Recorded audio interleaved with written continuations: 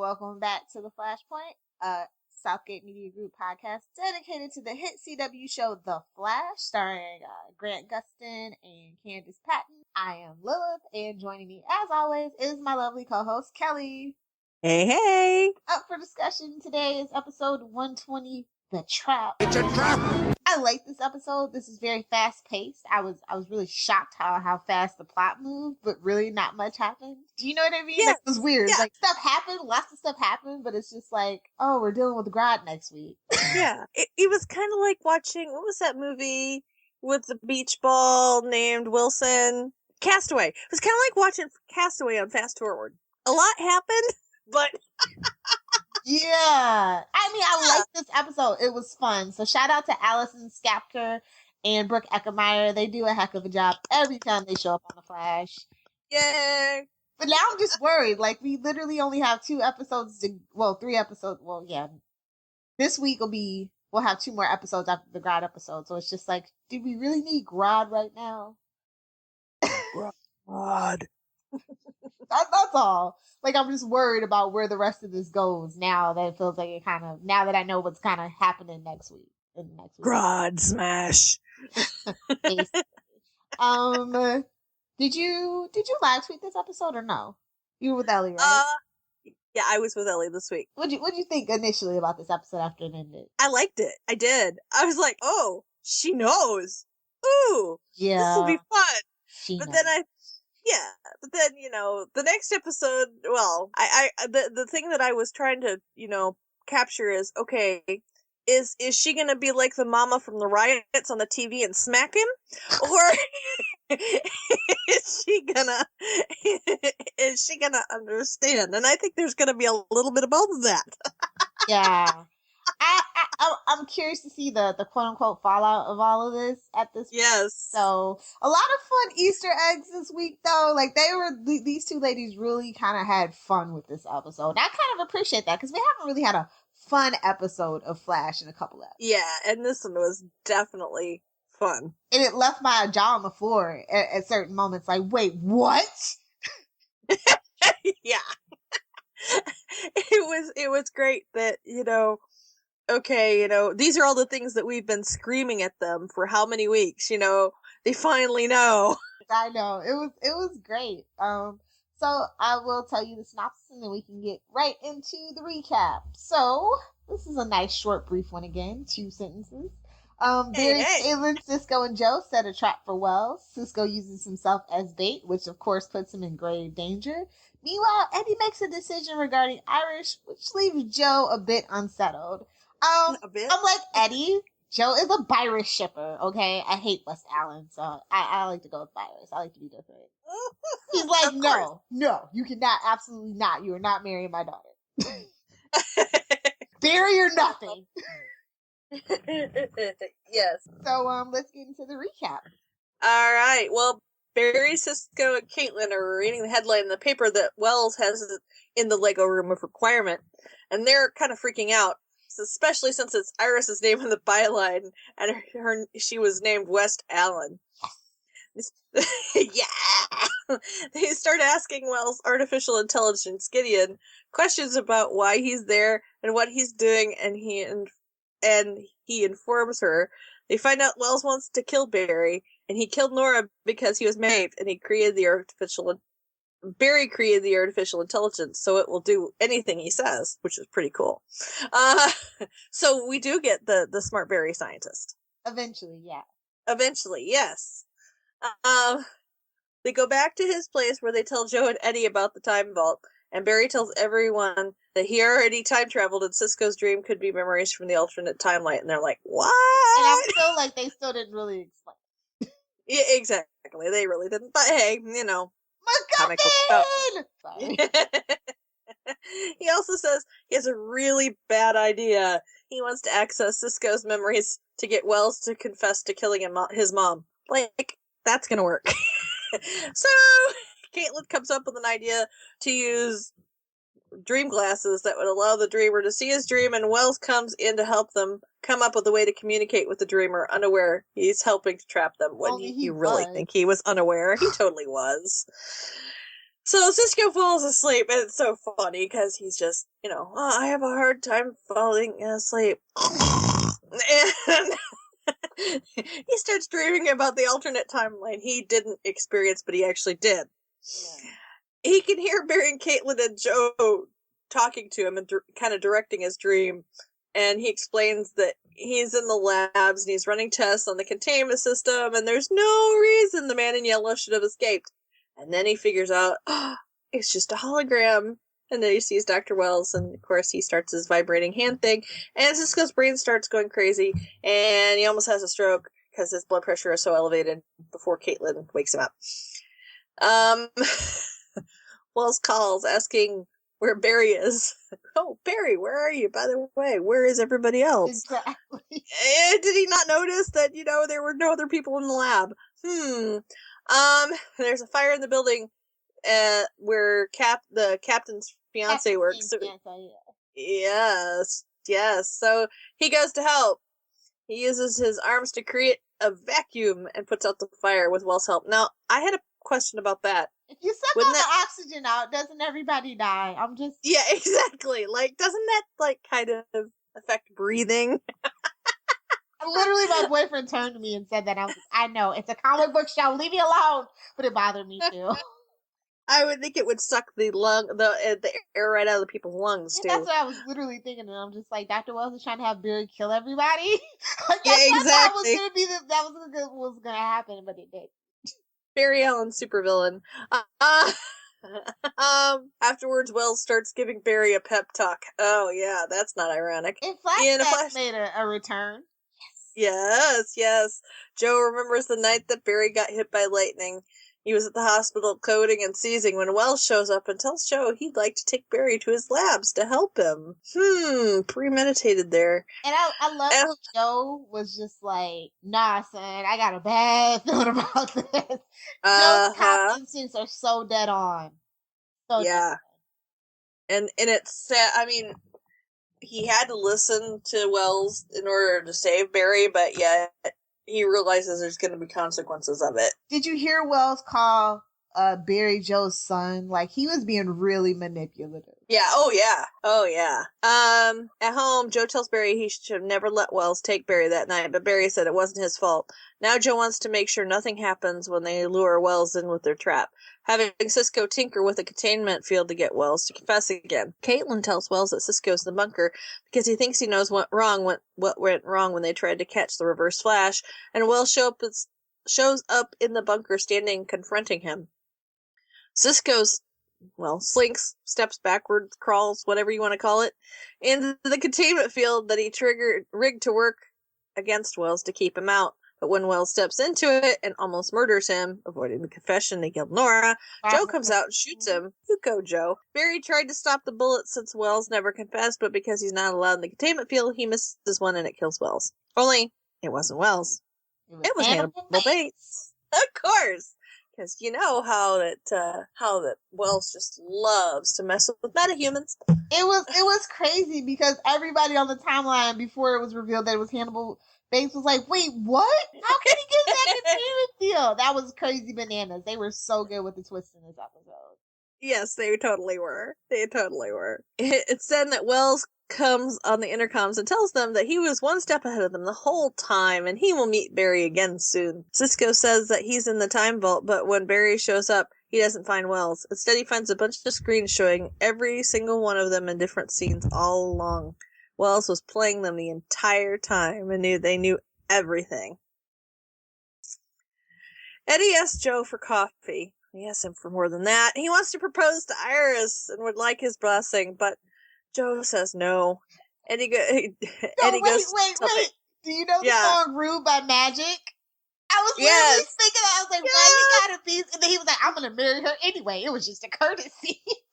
Yeah, exactly. I'm like, okay, Eddie, whatever. If you want that to deal with, sure. I don't think you do. They should have put that in the background. That would have been that would have been funny. Why you gotta be so rude? And then to make it even more awkward, Eddie goes to tell Barry about it, and he wants Barry to ask Joe why he said no to his blessing. Barry goes to ask Joe why he said no to Eddie, and Joe explains that he knows Iris will get caught up in the moment and say yes, and she will be married to the wrong guy.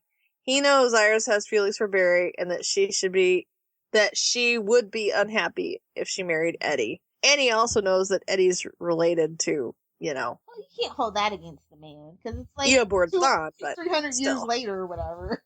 Yeah, well. depending on how far they go, because he technically in the comic books is the 31st century. Wow. Yeah. So later, Iris asks to meet with Barry and tells him she's gone through a ton of information about this explosion. She thinks that the people with powers originated from it. Barry tries to blow her off, says, "Oh, that's interesting, but there's a whole other theory. He was affected by it, but he doesn't have any powers." He says he'll read over the files. He's got it. He promised Joe, and so he says he'll read over the files she gave him, and they'll talk it over later. And Iris gets disappointed when he leaves. She also flashes back to the moment Barry was unconscious at Star Labs, and she says she needs him.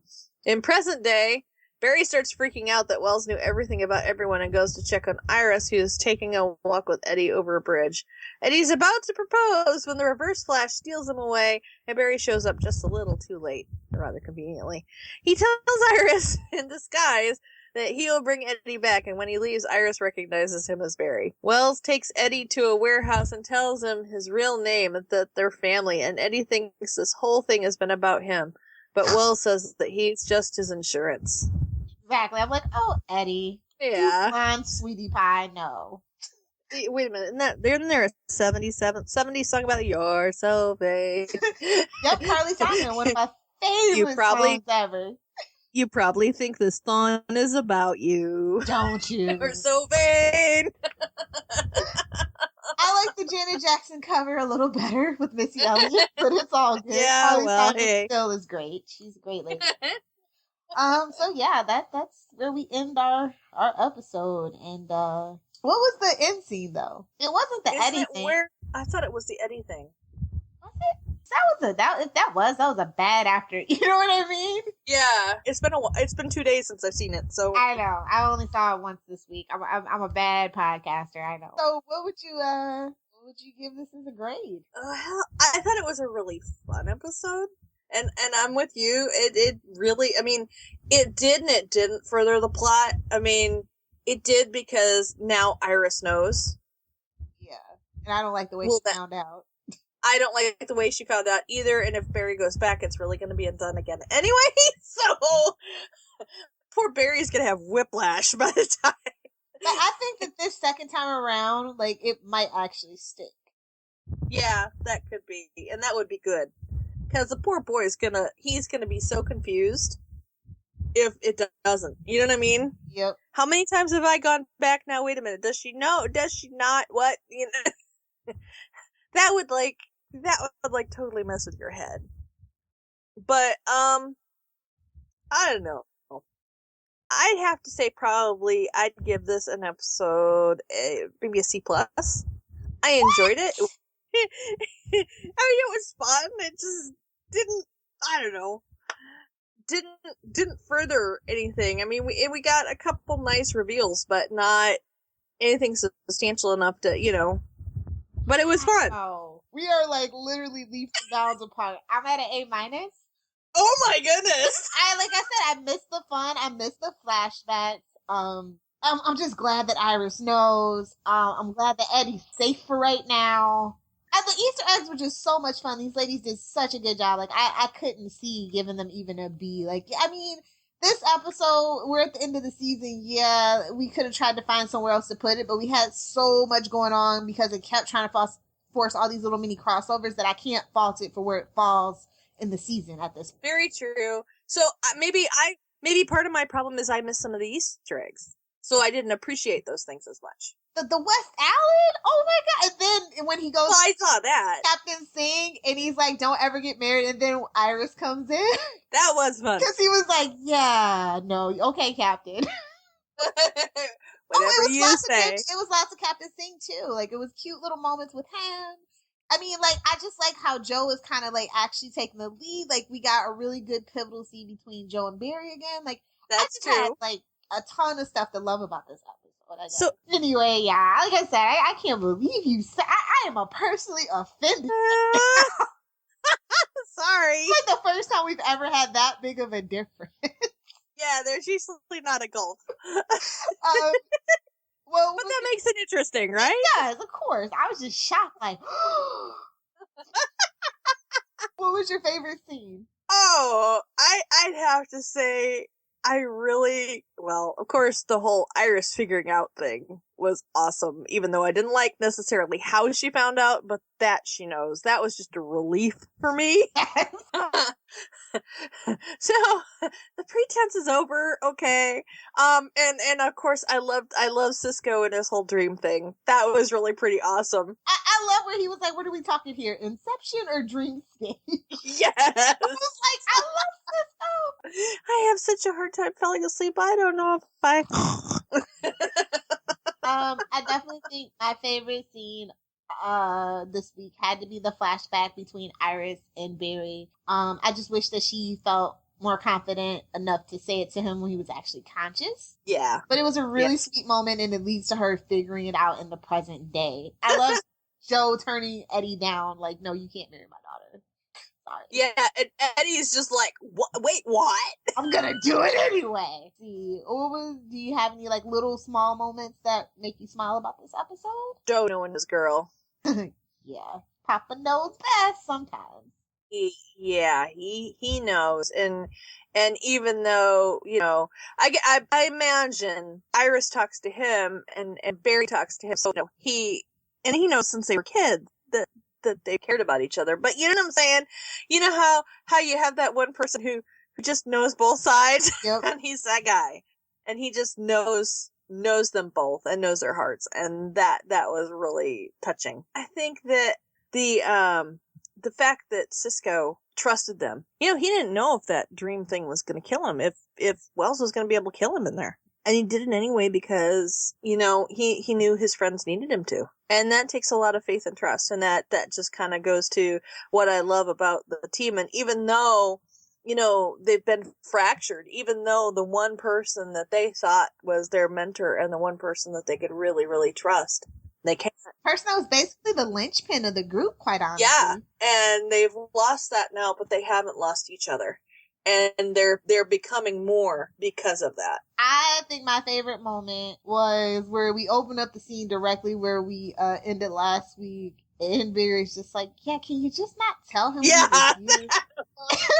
And also Gideon, he cuts off Gideon before she can say that he was a founding member of the Justice League. The article was great. You could actually read it this time. It was so many Easter eggs. We know eventually that Oliver is going to take up the actual Green Arrow mantle if this timeline is kept intact. The Atom's going to stick around.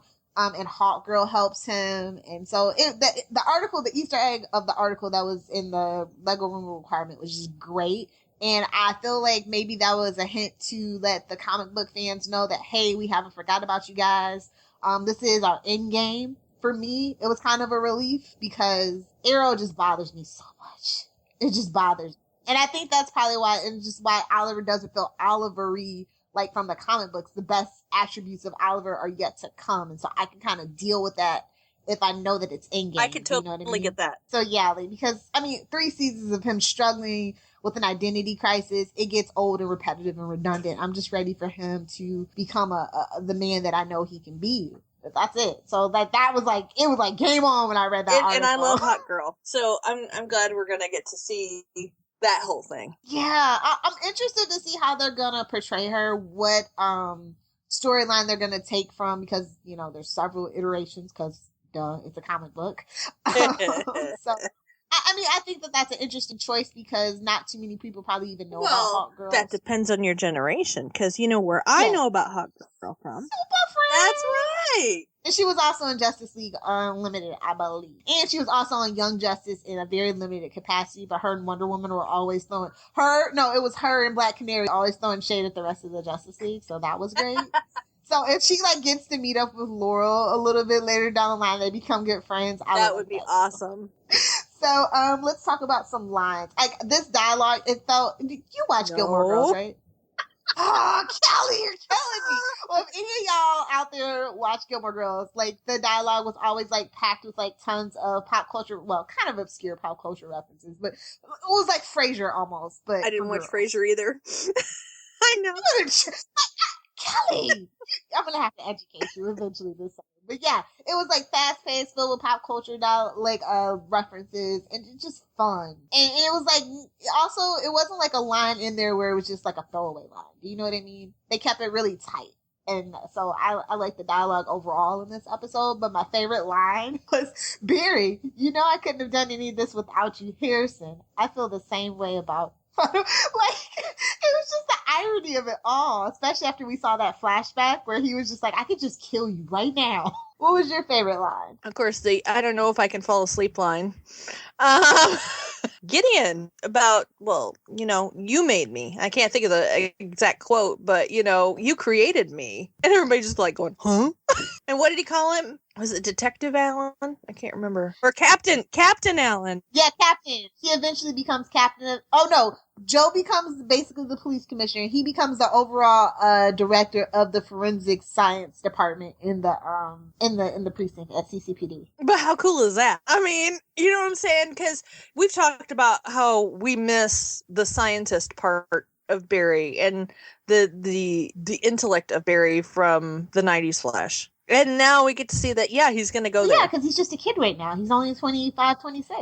So he's going to get there eventually. Which is what, you know, when we did the interview with John, where he was talking about how he says it's just basically he sees Barry becoming what he was in the 90s, only it's just we've got a ways to go because he's only 25 and not 35. I think he was probably dead on about that. I think you're right. I think you're right. And it's weird because I am eager to see Barry kind of grow up and come into his own, though. Yes. And like I said, it's kind of set the scene that, yeah, we know. We got you covered. I think a lot of people were kind of having those concerns, which is why I think they kind of put this in the episode. Actually. Yeah, I think you're probably right because I love this show. It's almost always consistently better than Arrow, so I'm still excited for Arrow, what they have for next season. Yes. And I'm definitely excited to see what the Flash is going to do and how the Flash side of the universe is going to affect the spinoff. Yes. That's my conspiracy theory, I think.